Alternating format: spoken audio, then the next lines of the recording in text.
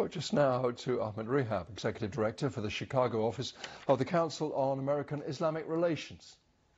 Unfortunately, one cannot discount the rise in the sort of speech coming from political officials, especially the President of the United States, that tends to stoke racial sentiments.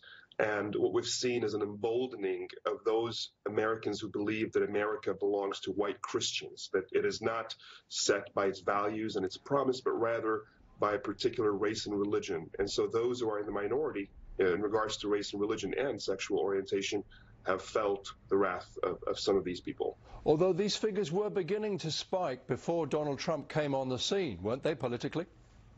They have been on the rise for quite some time. And I would even add that the numbers, as was mentioned in your report, that were reported by the FBI, are not exactly comprehensive in terms of what might be out there. They are the tip of the iceberg, as your report mentioned.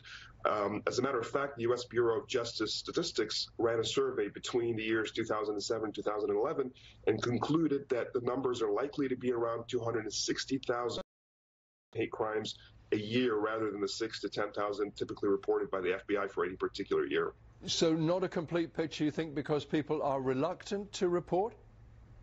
I think that's definitely a factor, especially in my own community, particularly among the newer immigrants who come from countries where there is suspicion of government and law enforcement. And when something happens to them, they're very reticent to report it to the law enforcement authorities. So we see a lot of that happening in the community as well. And in your experience, what response are people getting when they do report from law enforcement and from government and civil authorities? There's support. Definitely we have civil rights departments within various law enforcement entities, including the FBI.